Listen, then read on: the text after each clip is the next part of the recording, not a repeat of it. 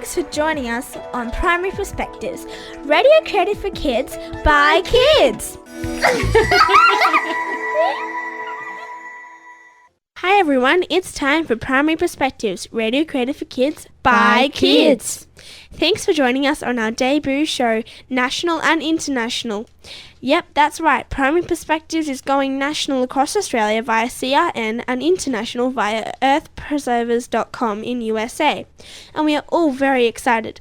We are looking forward to hearing from some of our new listeners and finding out where they are in this beautiful country and wonderful world of ours. What a show we have lined up for you. We will be hearing from 11-year-old Pavan Raj Gowda all the way from America. Pavan has joined the Primary Perspectives team as our first ever global roaming reporter. Of course, we would love to have reporters from all over the world, so jump on our website primaryperspectives.info or email kids@wwmn.net and let us know if you would like to join our team. This show will also be going out weekly in USA on www.earthpreservers.com. Awesome. Totally awesome, Liam. I have cousins in Germany who would love to hear the show. Perhaps we can send it to Europe too. So today we will also be speaking with Steph McKenzie from Animal Tracks about some very cool, or at least cold-blooded creatures. Can you guess what these might be? Steph joined us in the studio on one of our first shows back in 2010, and you can see a video and some fun pictures on our site primaryperspectives.info. Today we'll be talking about some more of, yep, you guessed it, her reptile friends, like Jerry the lace monitor and some rather large snakes. We also have our weekly wonder words to keep your brain ticking and tongue clicking that are sure to impress your family, friends, teachers, or maybe even a python or two. And for our Diffuse the News segment this week, we will be covering some excellent surfing news, discovering if it is really possible to turn a desert into a forest, and for another sandy tale, looking at sand art on a grand scale. Looking forward to today's gritty news items. Hey team! If you missed last week's show, the team spoke with Dr. Alicia Kennedy, chairman of Jane Goodall Institute, Australia, to find out all the latest news from JGI as part of our monthly Roots and Shoots segment, From Little Things, Big Things Grow. Alicia told us about the Change Challenge, which involves making little changes for 21 days that will have a big impact on our planet. It's such a great idea. Let's hope everyone gets involved. Check out at janegoodall.org.au to find out more. Well, I'm definitely signing up for the challenge, Jeremy. We also spoke with 11-year-old Hannah about her Roots and Shoots journey. Hannah's group RNS Rangers have a particular focus on supporting the Eco Guards who work in the JGI program in the Democratic Republic of Congo. Hannah was also our guest host for the show and did an amazing job. Well done, Hannah. Great to have you on the show. You know, we always love to receive your comments, so jump on our website and say hi by clicking on the speech bubble on any post or podcast. Or send us some ideas for topics you would like us to cover to kids@wwmn.net. And if you can't quite hear us on your dial, you can go to www.primaryperspectives.info and click on the streaming icon to listen live anywhere in the world. It's a big, big world. It's a big, big thrill. And if we don't care, no one ever will.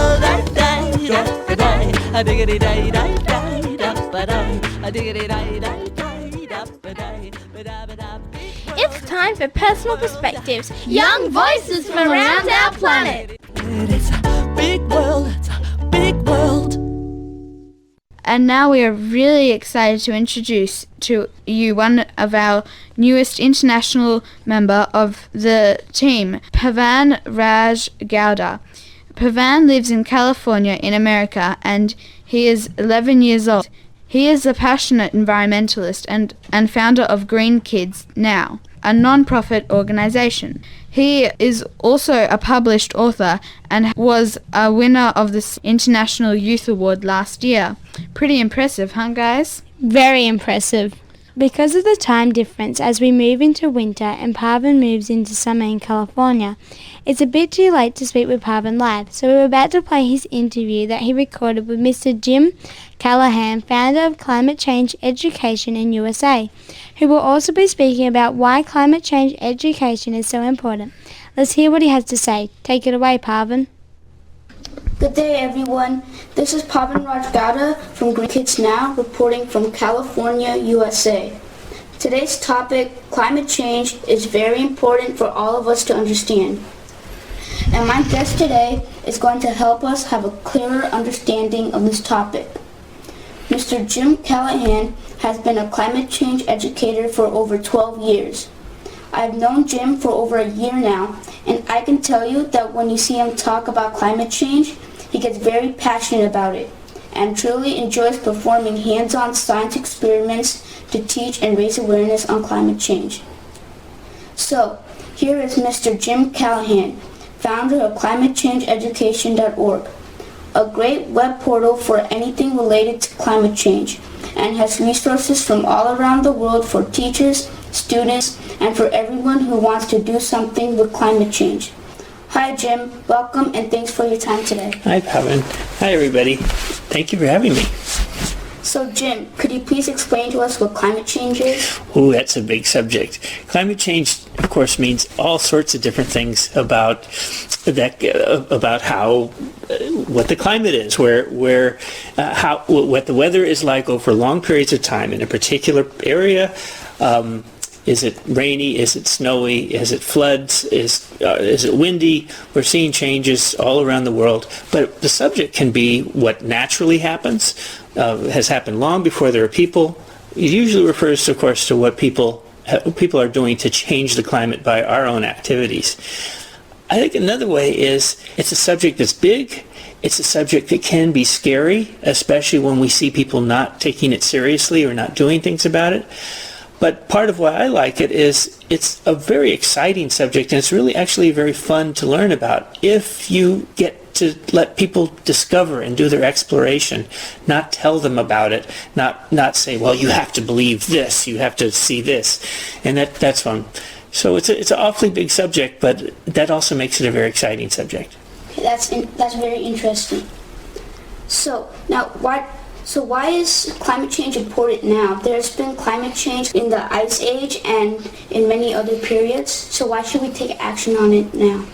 Well, I think what we've learned with science and a lot of research over the last 10, 20, 30, 40 years is an awful lot about climate change. We didn't know when we go back to, say, our parents' or grandparents' ages, how much the planet has changed in say, the ice ages, when much of the planet was covered with ice, and how then it gets warmer and colder. We didn't know how much it changes just naturally.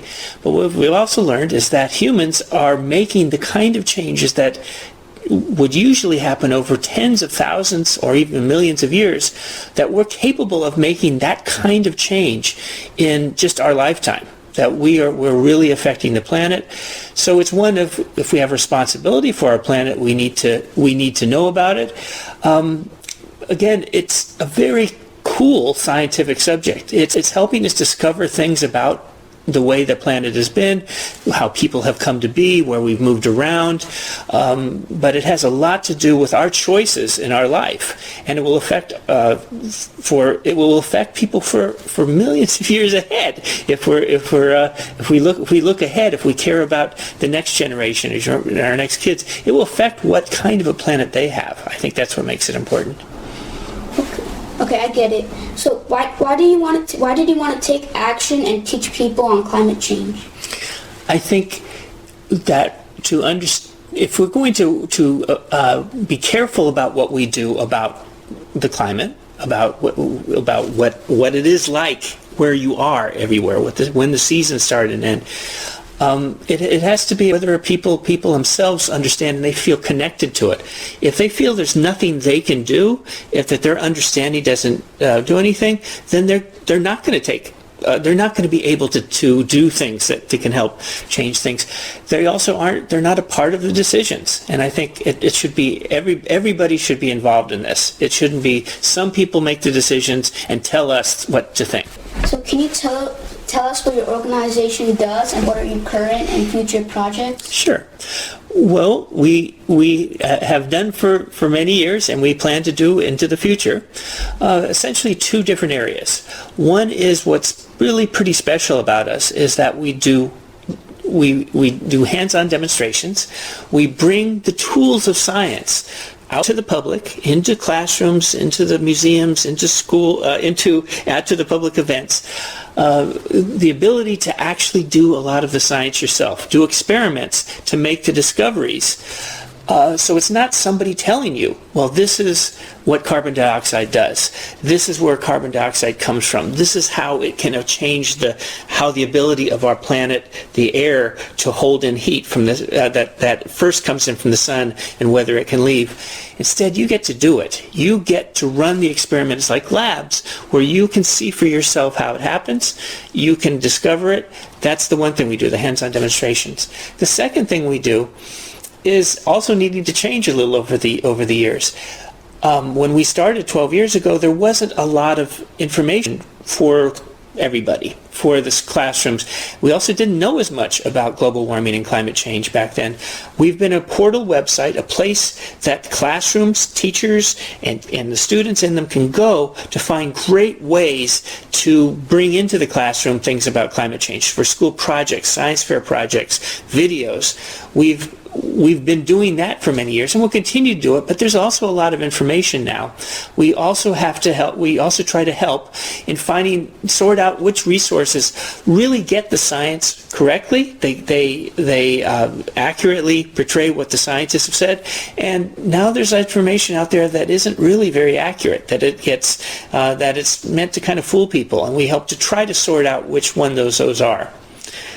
Those are the two things, hand demonstrations and our website. Okay. That's great. What you guys are doing are amazing. So now, why do you think people are saying that climate change is real and some others are saying it's fake? So as kids, it is very challenging who to believe, so we really don't know. Yes, and I think that's a lot why we think it's very important that there are people we want people to do what we do around the world. That includes the hands-on demonstrations. In trying to figure out what's fake and what's not in science, there are a lot of things that you don't have to just trust somebody else. You don't have to trust a scientist. You don't have to trust a politician. You can see for yourself. You can do your own discoveries.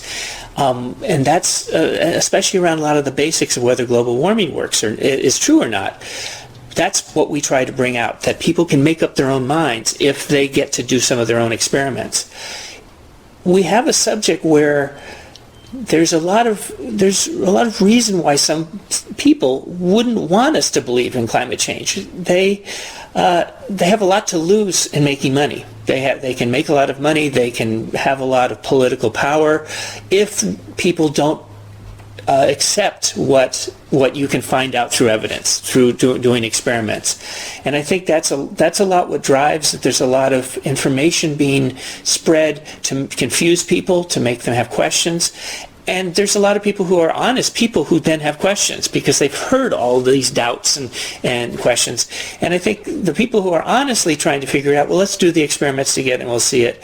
There are other people who will never convince them until everybody else believes it because they have so much reason to not believe it. They have so much money to be made and not do that. And we have to accept that.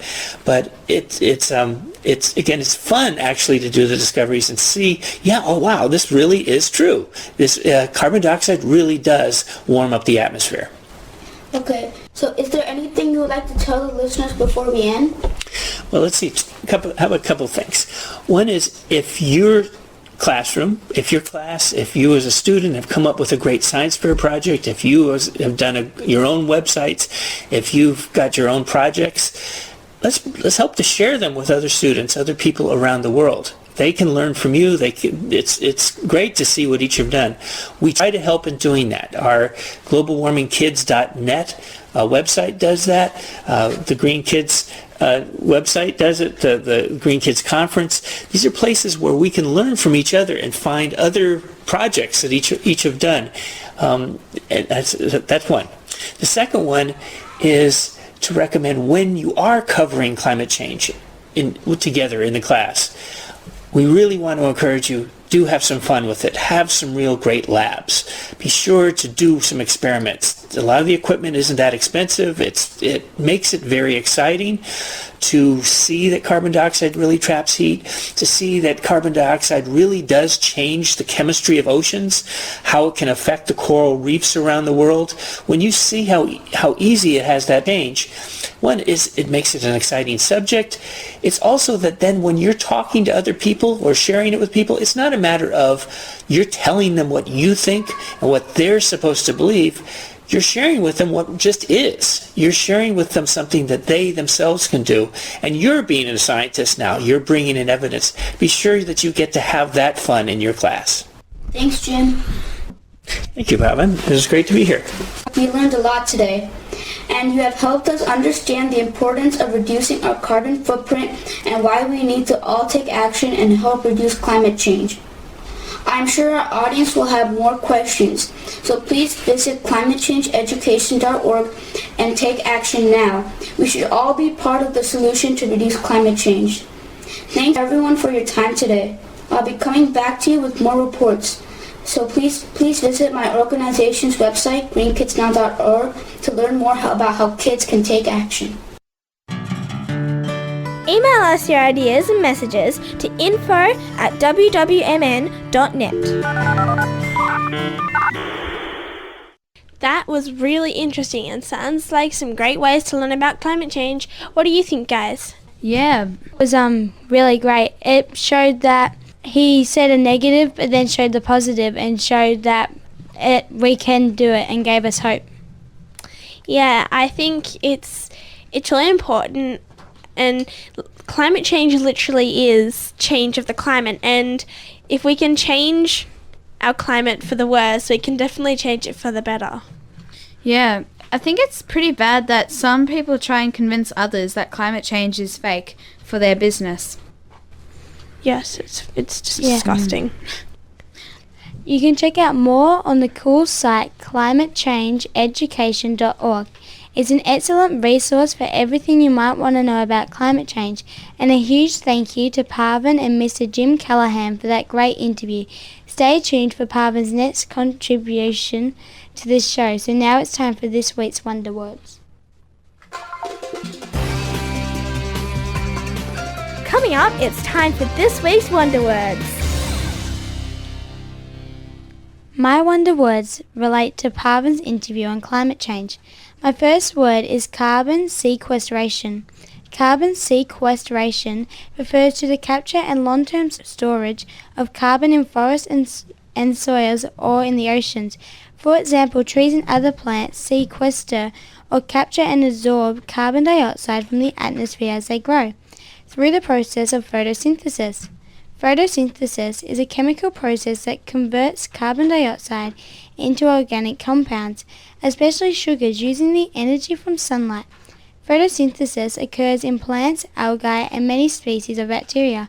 Both carbon sequestration and photosynthesis play vital roles in reducing global warming. And we really need more carbon sequestration happening right now to reduce the impact of climate change. That's for sure, Liam. My wonder word this week is squamata, which means scaly in Latin. This is the name scientists use for the reptile group that includes legged and legless lizards and snakes. Squamates are vertebrates, meaning animals with a backbone. Unlike mammals and birds, which generate their own body heat, most squamates are ectothermic, which means they use external heat sources to maintain a relatively constant body temperature. All squamates have scales and periodically shed their skin, and other kinds of animals do too. I think we may be hearing about a special squamate or two in our next segment. I have another interesting wonder word that relates to reptiles as well, Jeremy. Dewlap. A dewlap is a flap of skin normally folded under the chin. They are common in lizards, where the hyoid bones are used to extend the dewlap rapidly. Green iguanas and frill-necked lizards both normally extend their dewlaps as an aggressive or defensive signal. The large surface area may also aid in heat absorption during sunbathing. Did you know that we humans also have a hyoid bone? The hyoid bone is the one and only bone of the throat. This horseshoe-shaped bone lies in between the chin and the thyroid ligament. The hyoid bone does not connect to any other bones and is the only bone in the human body that connects solely to ligaments. So that wraps it up for this week's Wonder Words. We will be right back after this rather chilling music break to speak with Steph from Animal Tracks. Take your positions. Power. Lobsters. DJ. Clarinet. Crocodiles. Please don't take this personally, but here's a warning brief. If you're fond of both your legs, avoid our cruel teeth. Cause ancient thoughts inside our brain we simply can't ignore. We grab the victim by the leg and drag him off the shore. We grab the victim by the leg and drag him off the shore.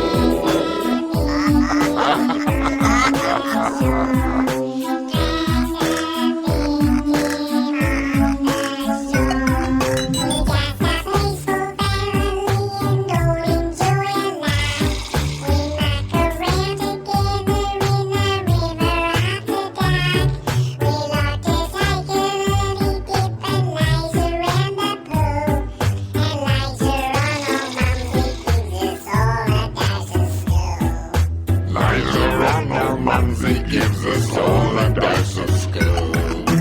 Okay, you prehistoric half-wits, sit up straight and pay attention. Please don't take this personally, but here's a warning brief. If you're fond of both your legs, avoid our cruel teeth. Cause ancient thoughts inside our brain we simply can't ignore.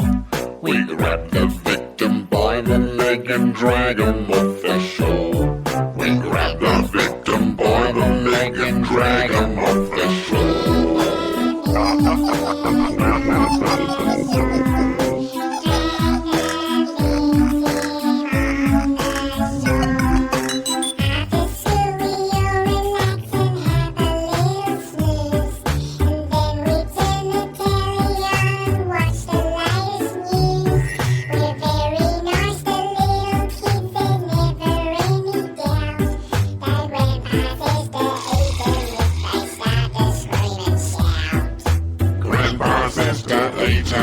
They start to scream and shout.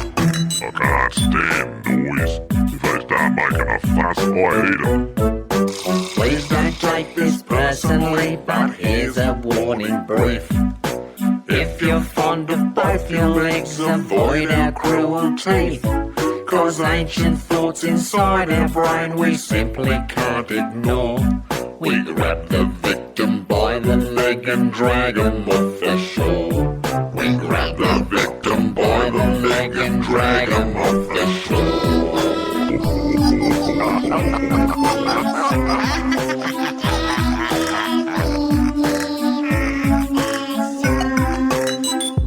That was hopeless. Do it again with feeling. I thought it was alright. Shut up. Sorry. You're listening to Primary Perspectives, young voices for our planet. That track was Cool Teeth from Secret Galley, and it's a bit of a clue to one of the things our next guest will be talking about. It's time to welcome Steph McKenzie, who knows a lot about reptiles. Steph is a teacher and has worked as a wildlife career rearing sick and orphan wildlife and has owned many types of animals. Her particular interest is in marsupials, though today we'll mostly be talking about squamates, or in other words, reptiles. Welcome back to the show, Steph. Thanks for having me again. As this is our first whole show to officially go out in USA, we thought it would be really cool to talk about some of our amazing Australia reptiles. First of all, Steph, just how many squay mates do you have for playmates? Well, all up, I've got about 80 animals, and that includes the wallabies and possums. I guess the rest of them would be all the reptiles, so roughly about 70 different types. Wow. That's so cool. Steph, we heard your presentation was a great hit at the launch of SBN's Global Classroom to You at the Melbourne Museum last week. Most of the lucky participants even got to stroke both a Woma python and an olive python, as well as Jerry, your lace monitor, otherwise known as a goanna. First of all, can you please tell us all about the Woma python and why it is now on the endangered list? Okay, now the Woma python is on the endangered list because a lot of people mistake it for being either a death adder or a tiger snake, which is a venomous snake. They look a little bit like a venomous snake themselves because apart from the other pythons, they don't have what we call heat sensor pits, and that's the little holes that you find along their jawline. And the reason for this is that they mainly eat other reptiles, so they don't need that. Also because they like to burrow into the ground, and if you're digging, you don't want to get those pits clogged up. Yeah. Okay, yeah, I understand. Well, the Woma python is widespread through arid and semi-arid areas. What does this mean? It means that it likes to be in sandy areas, sort of some parts desert areas. They usually like to shelter in hollow logs or burrows in the day, so they like to live in a lot of rabbit burrows. Whereas the other pythons tend to live up in trees or above the ground. Okay, yeah. So, what do the Woma pythons eat? In captivity, we feed ours rats and mice, because if we fed it any reptiles, we wouldn't have any reptiles left to show you guys. But in the wild, they'll eat anything from birds to reptiles to small mammals, but it seems that they seem to like their reptiles more than the other types of prey. Yeah, well, what are the Woma python's predators? The predators for the Woma python are things like your foxes, sometimes other snakes. So say for example, if another Woma python came along, they will tend to also eat each other if they feel they need to. But definitely... Cannibal Woma. Sorry? Cannibal Woma python. Yes, they are cannibals. They will be attacked mostly by foxes and bigger snakes and Okay. sometimes goannas even. How can we prevent some of these causes for their death? Well, with cats, of course, if you keep your cats in at night, because the snakes usually come out to feed at night time, so that's one thing. With the foxes, councils and so forth are always trying to take care of those numbers so that doesn't kill all our wildlife. A lot of other things are things like your roadkill. A lot of snakes get run over, and some people do it on purpose, unfortunately. And your habitat loss. So, with all the buildings that come up, the snakes get pushed further and further out, and some of them get pushed out of their own environment and can't survive because certain plants or certain conditions aren't there for them anymore. That's sad. Yeah. Hi, Steph. Jeremy here. Hi, Jeremy. Last time you were on the show, you brought in a huge olive python, and we have photos of Harry, JM, and Miani holding her, though unfortunately this was before I was on this team, so I didn't get to see the python. It looks huge. How long and heavy can these snakes be? Okay, that snake that you're talking about was the Kayla, and she was about 3 meters roughly, but they can go up to 4 meters in the wild.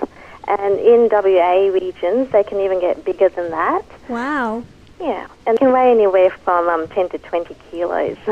That's like longer. That's like longer than the room we are currently sitting in. Yeah. In fact, there's I think on the internet you can see pictures of a very big olive python hanging off a cliff and dragging what looks like a dead wallaby out, and it's extremely long. How does it drag it?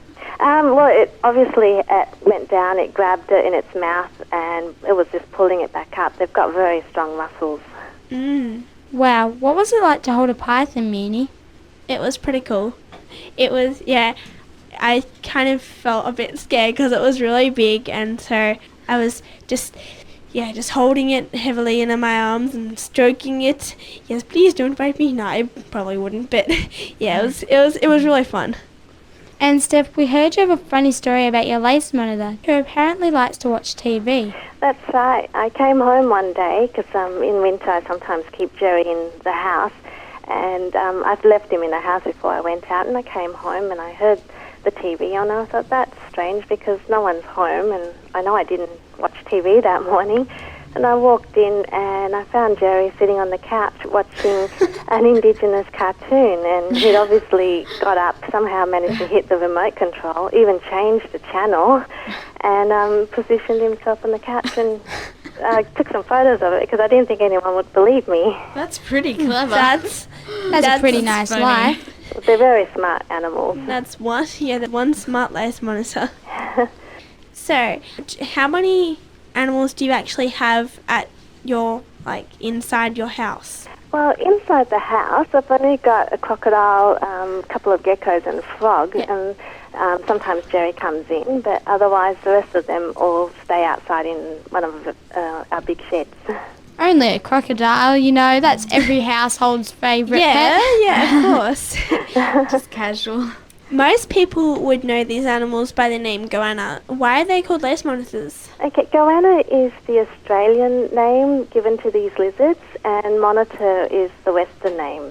So the Aboriginals called them goannas, and that's how they stuck in Australia. Are they related to the huge Komodo dragon? They are like a distant relative of the Komodo dragon, because the Komodo dragon is also classified as a monitor or goanna. But the lace monitor is actually the second largest in Australia. Whoa. The parenti is the largest goanna that we have here. That's pretty cool. Yeah. Can they be dangerous? In the wild they can be. They can tend to be a bit aggressive. I mean, some of them have gotten used to humans, so they sort of go about their own business. But some of the males can definitely be aggressive and territorial as well. Okay. How big do they grow in the wild? In the wild they can go up to about 2.1 metres. Some may get a little bit bigger, but usually around about the 2.1 metre Yeah, mark. and what do they eat? What do they eat? In the wild, they eat things like insects, reptiles, small mammals, birds, eggs, carcasses, which are your roadkills or dead animals. Are they cannibals too? No, but they will have a go at the other. And I guess, if they were really starving, there was nothing around, they might even eat that if they wanted to. Well, are lace monitors endangered? No, they're not. There's still quite a fair few around. That's good. Yeah. You also have a freshwater crocodile called Cracky, just like in the song that has been here in the studio, Steph. Yep. He certainly looks rather cute in the photos. What is the difference between freshwater and saltwater crocodiles, and how are they different from alligators in America and other countries? Okay, now size is one of the difference between a saltwater and a freshwater. The saltwaters will get bigger than the freshwater. So, for example, a freshwater can go up to about 7 feet, whereas saltwaters will go over 19 feet. Whoa. That's one of the main things. The other thing is their snout. With the freshwater, they've got a narrow, long snout, whereas the saltwater sort of has a more of a buffier, rounded snout. And that's because, one of the reasons is freshwaters use that longer snout to catch their fish, and it's a bit like using chopsticks. With alligators, the difference there is that their snout's broader compared to crocodiles of any type, and their colour is more of a greyish-black, whereas our crocodiles are tan-coloured. The snouts for the alligators are U-shaped, whereas a crocodile is more of a V-shape. And the other distinguishing thing is that with a crocodile, you can see both the upper and lower jaw teeth when their mouths are shut, whereas with alligators, only the upper jaw teeth are exposed.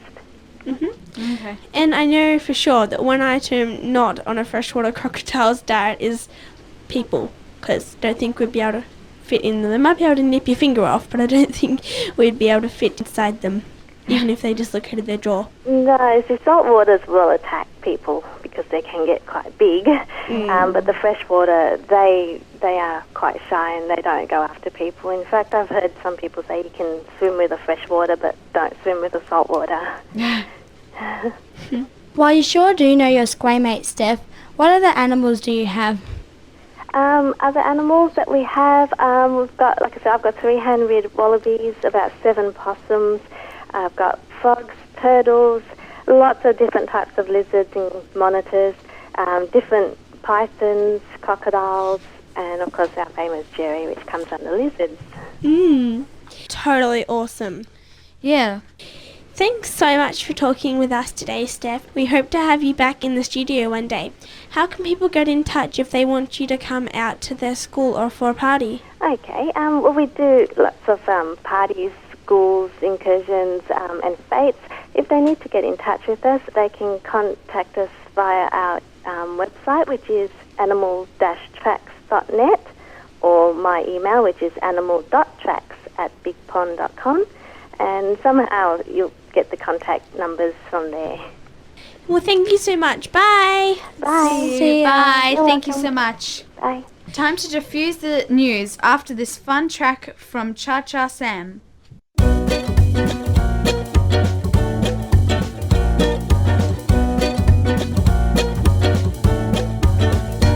I love this place, I love this place, I love this place, I love this place, I love this place, I love this place.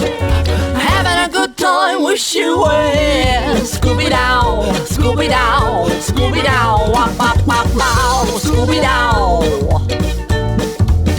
I love the pepper trees, oh, Scooby-Dooby-Doo, I love that on your breeze, oh, Scooby-Dooby-Doo, I love the way the people move real slow, and when you get down to the park, there's nowhere else to go. Sorry.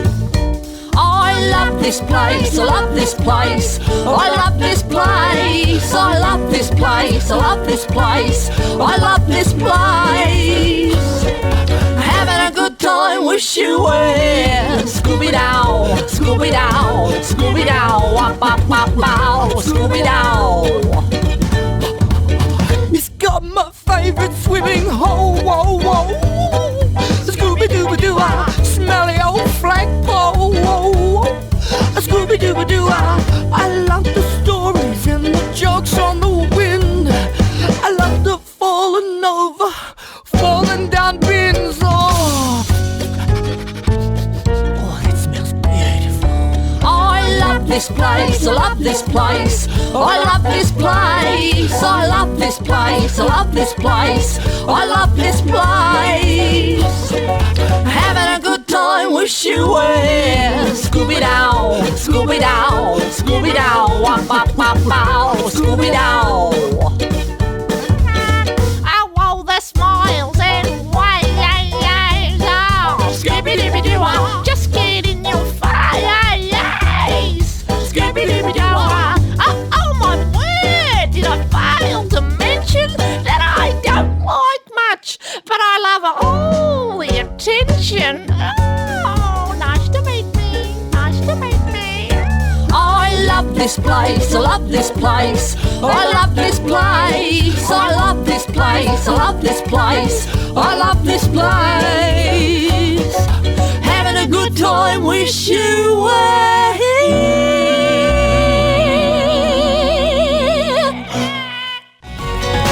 It's time to diffuse the news.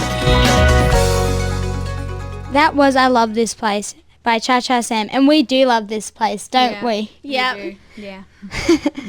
My news item today is courtesy of our new friend in USA, earthpreservers.com, and is about one of my favourite sports, surfing.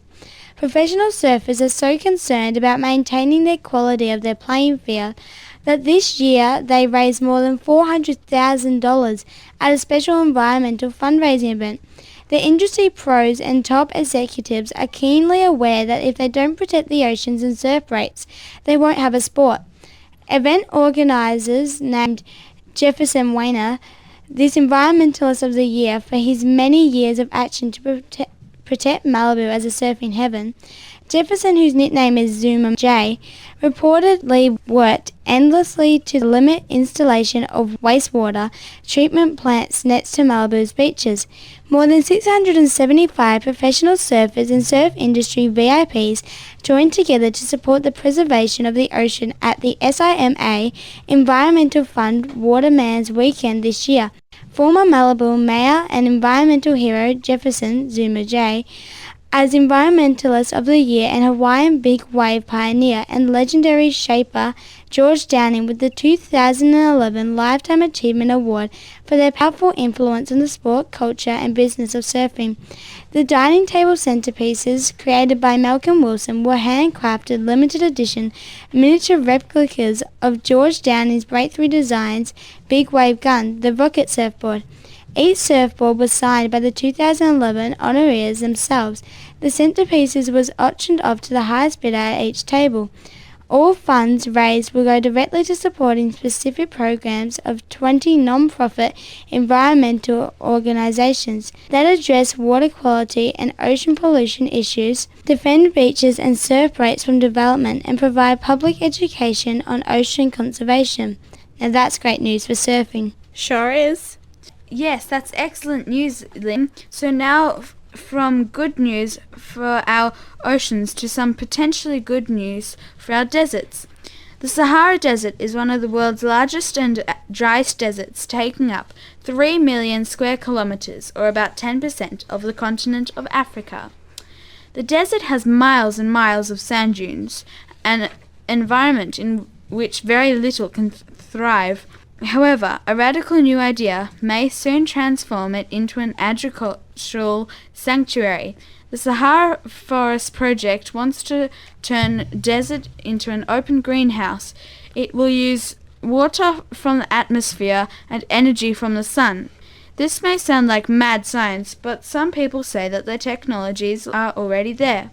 The idea finally became a reality last month, when Norway's Yara International ASA and the Qatar Fertilizer Company came together to provide the $5.3 million US, or roughly 5 million Australian dollars, needed to build the trial project. While the Sahara Desert may lack fresh water, it has plenty of access to seawater, with the Red Sea on the east, Atlantic Ocean on the west, and the Mediterranean Sea on the north. This means saltwater is the ideal resource for this project. In order to provide the right environment for the plants, seawater will be pumped all around the greenhouse so that the hot desert air entering it will be cool and humidify before it gets to the plants. The humid air, which will nourish the plants as it flows along, will then be collected in evaporating tubes. This, in turn, will cause the water in the collected air to condense, and the freshwater droplets will be transferred to a special storage tank and used to sustain the plants. To harness the solar energy, the centre is testing the use of concentrated solar power, where mirrors will direct the sunlight onto the water pipes and boilers. This will result in superheated steam being created inside the pipes that will power the steam turbine and help generate electricity. Any excess power produced will be distributed to the surrounding local communities. If all goes well, the giant greenhouse should be ready by November 2012, just in time for the United Nations Climate Change Conference, scheduled to be held in Doha at the end of the year. If the project is successful, it will be replicated across the desert to both help reserve climate change and also much needed fresh produce for the surrounding African countries. Awesome! I agree, Jeremy. It's totally awesome. My story is also about sand. Beach sand, that is. Like most people, 40-year-old Andre Amador enjoys spending hours on the beach doodling on the sand. However, rather than random scribbles, Andre creates giant masterpieces. that can measure as big as 90 by 150 meters or 300 by 500 feet. The San Francisco-based artist says that he got this idea from the mysterious crop circles that seem to appear out of thin air in many countries around the world. One day, when he was illustrating the concept to a friend by sketching it on the sand in Kauai, it suddenly occurred to him that he could replicate the alien crop circles on the sand, and, thanks to San Francisco's wide sandy beaches, they could be as big as he could make them. That realization was 12 years ago, and the artist has never looked back since. Andre is just thrilled that his work allows him to spend the day walking around on the beach barefoot. Great work if you can get it. Hey team? Yeah. Our 2 goody stories are courtesy of dogonews.com. Check it out. That's DOGO news.com. Certainly would be fun spending most of your days on a beach, huh, Meanie? My idea of heaven. Sure would be. Unfortunately, we're out of time for this week. A big thank you and shout out to our new global reporter, Parvin, and his guest, Jim Callahan, founder of Climate Change Education in USA. Check out www.climatechangeeducation.org. Heaps of information for your next school project. Thanks also to Steph from Animal Chats for sharing some important facts about just a few of Australia's beautiful reptiles. You can contact Steph via www.animal-chats.net. Next week in the Veggie Patch, we will be speaking with permaculture expert Pete the Permy, otherwise known as Peter Allen, about the amazing design concepts and permaculture that can be used in planning very successful gardens and living spaces, from an apartment balcony to a school kitchen garden or even a large farm. We are also very excited to welcome our new teammate, 11-year-old singer-songwriter Caitlin Thomas. You may have heard Caitlin on the show just a few weeks ago. Well, she loved it so much that she's joined the team. It's going to be awesome. Yeah, it sure is, Meanie. You can check out Caitlin's podcast on our fun site, primaryperspectives.info. And while you are there, remember to drop us a line and say hi, or email us at kids@wwmn.net. Reminder that our show is going both national and international from April, so give your local community radio station a call and ask them to pick up the show for you. Or you can also visit earthpreservers.com if you are listening online in USA. Make sure you tune in next week and every Tuesday from 4 to 5 p.m. in Melbourne and around Australia.